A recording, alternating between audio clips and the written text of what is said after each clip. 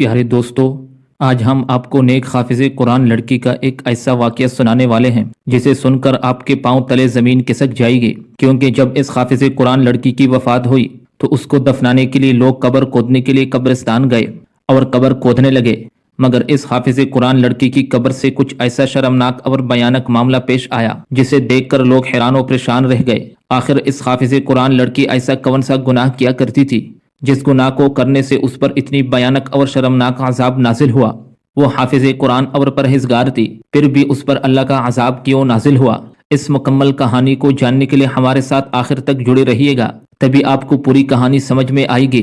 ناظرین محترم، عبدالکریم فجر کی نماز ادا کرنے کے بعد صبح قبرستان کی طرف جانے لگا، کیونکہ عبدالکریم ایک گورکن تھا۔ گورکن قبر کھودنے والے شخص کو کہا جاتا ہے۔ اس علاقے میں جتنی بھی لوگوں کے انتقال ہوتا، سب کی قبر عبدالکریم ہی کھودا کرتا تھا۔ ہر بار کی طرح عبدالکریم کو خبر مل چکی تھی کہ محلے میں ایک نوجوان لڑکی کی وفات ہوئی ہے۔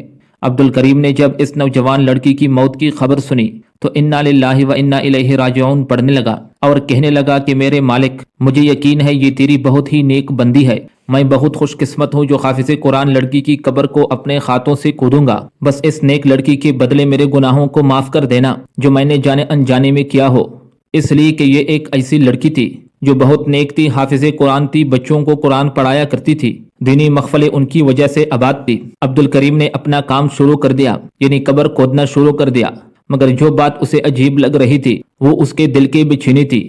آج سے پہلے جب بھی وہ قبر کھودنے کے لیے جاتا تو اس طرح کچھ بھی محسوس نہیں ہوتا۔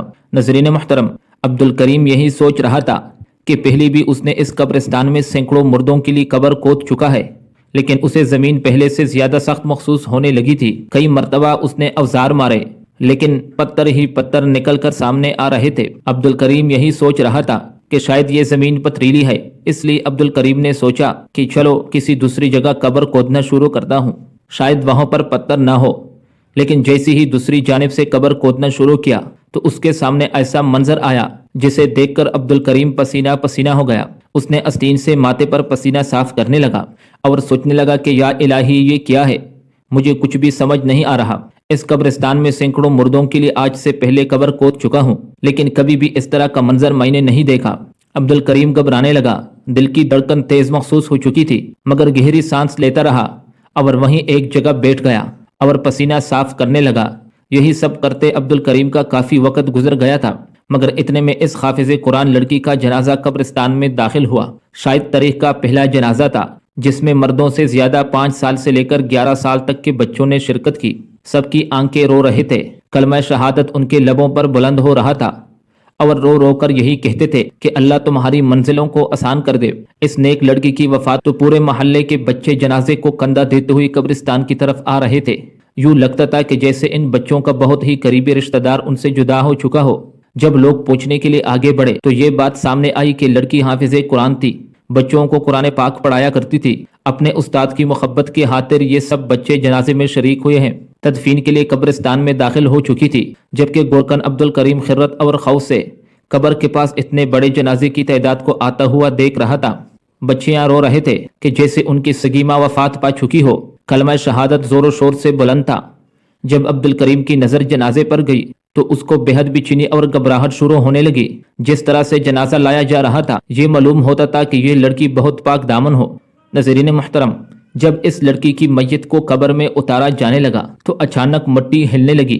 محسوس ہوا جیسے مٹی میں کچھ موجود ہو۔ وہاں موجود لوگوں نے یہ منظر دیکھا تو سب کے رنگ اڑ گئے۔ اس سے پہلے کہ اس لڑکی کو قبر میں دفن کرتے وہاں پر ایک بہت بڑا کالا سانپ اور بچھو نکل آئے۔ وہ میت کو ڈنگ مارے جا رہا تھا، لیکن اگلی ہی پل وہاں پر موجود لوگوں نے خوف سے چلاتے ہوئے میت کو قبر سے اوپر کی جانب کھینچ لیا۔ سانپ اس قبر میں ہی گھوم رہا تھا۔ قبر سے سانپ اور بچھو نکلتا دیکھ کر وہاں پر کھڑے لوگوں کی چیخیں نکل گئی اور پاس کے لوگوں میں بھی یہ بات پھیل گئی۔ لوگ کہنے لگے قبر سے سانپ نکل آیا، مگر یہ تو حافظ قرآن تھی، اس کی قبر سے کیسے سانپ نکل سکتا ہے؟ یہ لڑکی تو بچوں اور بچیوں کو قرآن پاک پڑھا کرتی تھی، دینی درس دیا کرتی تھی، اس سے ایسی کون سی کوتاہی اور گناہ ہو گیا کہ جو اس کی قبر سے سانپ اور بچھو نکل آئے؟ ناظرین محترم، لوگ طرح طرح کی باتیں کرنے لگے تھے۔ جنازے میں آئے لوگ قبر سے دور ہٹ کر کھڑے ہو چکے تھے، کوئی بھی قبر کے قریب جانے کو تیار نہیں تھا اور نہ ہی اس میت کو اٹھا کر کوئی قبر میں دفنانے کو تیار تھا۔ عبدالکریم سے کہا گیا کہ ایک نئی قبر تیار کرو۔ عبد الکریم نے لوگوں کے کہنے پر دوسری قبر کو کھودنا شروع کر دیا، لیکن دوسری قبر کھودتی ہی وہی بھیانک منظر دیکھنے کو ملا۔ وہاں پر ایک بہت بڑا سانپ اور بچھو موجود تھے۔ جب یہ منظر وہاں پر موجود دو آدمیوں نے دیکھا جس کے بچے اس حافظ قرآن لڑکی کے پاس دینی تعلیم حاصل کرنے جایا کرتے تھے، یہ سب معاملہ دیکھ کر لوگ ایک بہت بڑے عالمی دین کی خدمت میں حاضر ہو گئے۔ عالمی دین اپنے خانقاہ میں یعنی اپنے حجرے میں آرام فرما رہے تھے۔ یہ وقت ان کے آرام کا تو نہیں تھا، لیکن اکثر اپنی طبیعت کو بوجھل محسوس کرتے ہوئے تھوڑی دیر کے لیے آرام فرمایا کرتے تھے۔ اللہ کے بہت ہی نیک اور برگزیدہ تھے جو بہت بڑے عالمی دین تھے۔ ان کے گاؤں میں کسی قسم کا کوئی بھی مشکل یا کوئی بھی حادثہ پیش آتا یا کسی قسم کی کوئی بھی پریشانی ہوتی تو تمام گاؤں والے ان کے پاس آ جاتے۔ وہ بزرگ پوری رات اللہ کی عبادت میں مصروف رہتے، پورا دن روزہ میں گزارتے۔ ان کی نیک نامی پورے گاؤں میں مشہور تھی، اس لیے دونوں آدمی جلدی سے بھاگتے ہوئے مسجد میں داخل ہوئے۔ جب انہوں نے دو آدمیوں کو مسجد میں داخل ہوتے دیکھا تو فوراً اٹھ کر بیٹھ گئے۔ ان کو یوں گھبرایا ہوا دیکھ کر خود بھی پریشان ہو گئے اور پوچھنے لگے کہ کیا ماجرا ہے۔ وہ جو کچھ اپنے آنکھوں سے دیکھ کر آئے تھے سب کچھ مولانا کو بتا دیے۔ اسے سننے کے بعد وہ بزرگ کہنے لگا کہ مجھے ابھی قبرستان لے چلو۔ اللہ والے ان دونوں شخص سے کہنے لگے کہ جب تک وہ منظر میں اپنے آنکھوں سے نہیں دیکھ لوں گا مجھے اس بات پر یقین نہیں آتا۔ جیسے ہی وہ قبرستان میں پہنچے تو لوگوں کا کافی بھیڑ جمع تھا، مگر اللہ والے کو آتا دیکھ کر لوگ جلدی راستہ خالی کر رہے تھے۔ مولانا صاحب خود یہاں پر تشریف لا چکے تھے۔ مولانا صاحب دل ہی دل میں درود پاک پڑھ رہے تھے۔ وہ سوچ رہے تھے کہ اللہ خیر کرے، آخر یہ کیا ماجرا ہوا ہے۔ ناظرین محترم، مولانا صاحب نے جب قبر میں جھانک کر دیکھا تو ان کا وجود کانپ گیا۔ ایک شخص آگے بڑھا اور مولانا صاحب کی خدمت میں سلام پیش کیا، پھر کہنے لگا کہ میری زندگی آپ پر فدا ہو جائے، میں آپ سے عرض کرنا چاہتا ہوں۔ پہلے اس لڑکی کی قبر پر بچھو اور سانپ نکل رہے تھے، دوسری مرتبہ جب قبر کھودی گئی قبر میں سیاہ رنگ کا بہت بڑا سانپ نکل آیا، جسے دیکھ کر سب لوگ ڈر چکے تھے اور لڑکی کی قبر کو دوسری جگہ کھودا گیا۔ جب قبر کھودا گیا تو یہی ماجرا وہاں پر بھی دیکھنے کو ملا۔ مولانا صاحب اپنی آنکھیں بند کر کے پیچھے ہٹ چکے تھے کیونکہ اس وقت قبر میں بہت بڑا اشدہا یعنی کالا سانپ موجود تھا۔ مولانا صاحب یہ منظر دیکھ کر گھبرا گئے۔ اللہ والے کی آنکھوں میں آنسو آ گئے اور بلند آواز میں اللہ کا ذکر شروع کر دیا۔ وہاں پر موجود مجمع حافظ قرآن لڑکی کی زندگی کی معلومات مولانا صاحب کو بتایا جا رہا تھا۔ اگلے ہی پل مولانا صاحب نے کہا کہ اس لڑکی کی میت کو مسجد میں لے جائے۔ لوگ سرگوشیاں کر رہے تھے تو پھر یہ کیا معاملہ ہے، ایسا کون سا گناہ تھا جو یہ لڑکی کیا کرتی تھی۔ لوگوں نے اس میت کو مسجد میں منتقل کر دیا اور اس کے ساتھ ایک بہت بڑا مجمع بھی مسجد میں آ چکا تھا۔ لوگ طرح طرح کی باتیں کر رہے تھے۔ وہاں پر موجود جتنی بھی لوگ تھے ہر ایک اپنا کہانی سنا رہا تھا۔ ناظرین محترم، کوئی کہنے لگا، ارے ہم تو بہت نیک سمجھتے تھے، حافظ قرآن ہونے کے باوجود لڑکوں کو اپنے گھر میں تعلیم دیا کرتے تھے، یہی وجہ ہے کہ اللہ تعالیٰ نے اس پر عذاب نازل کیا۔ ایک شخص بولا، یہ لڑکی تو نابالغ لڑکوں کو تعلیم دیا کرتی تھی جن کی عمر 5 سے 12 سال کی تھی، اب اس کے ساتھ یہ ہوا ہے۔ جیسے ہی مولانا صاحب مسجد میں داخل ہوئے تو ایک دم سے بالکل خاموشی چھا گئی۔ لوگ کڑے ہو چکے تھے۔ میت کو کسی حکیم عورت کے سپرد کر دیا گیا اور کہا گیا کہ اس لڑکی کے پوری جسم کی جانچ پڑتال کی جائے اور دیکھا جائے کہ ایسا کون سا گناہ کیا کرتی تھی یہ لڑکی جو اس کے ساتھ ایسا ہوا۔ ناظرین محترم، بہرحال لوگوں نے یہ سوچنا شروع کر دیا کہ اب لڑکی کی میت کو قبر میں دفن کی جائے گی یا نہیں۔ جو کچھ اس کے ساتھ ہو رہا تھا ایسے لگتا ہے کہ یہ بہت گناہ گار تھی، تبھی تو زمین نے بھی اس کو قبول نہیں کیا۔ مولانا صاحب نے غصے میں کہا کہ خاموش ہو جاؤ، اللہ کے حضور کون کتنا مقام رکھتا ہے، کون کتنا گناہ گار ہے یہ تو وہی بہتر جانتا ہے۔ یہ سنتے ہی سب لوگ خاموش ہو چکے تھے، لیکن دل ہی دل میں سب لوگوں کی یہ بات گم رہی تھی کہ بچو اور سانپ ایک حافظ قرآن لڑکی کی قبر سے کیسے نکل سکتے ہیں۔ مولانا صاحب نے سب لوگوں کو بلایا اور کہا، کیا اس کے گھر میں کوئی اور فرد موجود ہے؟ 2 آدمی وہاں پر آئے اور بتانے لگے، مولانا صاحب اس کے گھر میں تو سوائے اس کی کوئی اور نہیں رہتا، اس کے ماں باپ کا انتقال ہو چکا ہے، وہ اکیلے رہتی ہے، نہ جانے تنہائی میں اس نے کون سا گناہ کر دیا ہوگا جو اللہ پاک نے عذاب کی صورت میں اس کی قبر میں سانپ اور بچو ہی بیچ دیے۔ مولانا صاحب بے حال ہو چکے تھے۔ اس لڑکی کے گھر میں کوئی موجود نہیں تھا، لیکن پھر بھی جب سوال جواب کیے گئے تو یہ بات سامنے آیا کہ اس لڑکی کی ایک بہت پکی سہیلی تھی جس سے یہ اپنی ہر بات ظاہر کیا کرتی تھی۔ اس لیے مولانا صاحب نے فوراً آدمیوں کو روانہ کر دیا اور کہا کہ اس کی سہیلی کو لے کر آؤ۔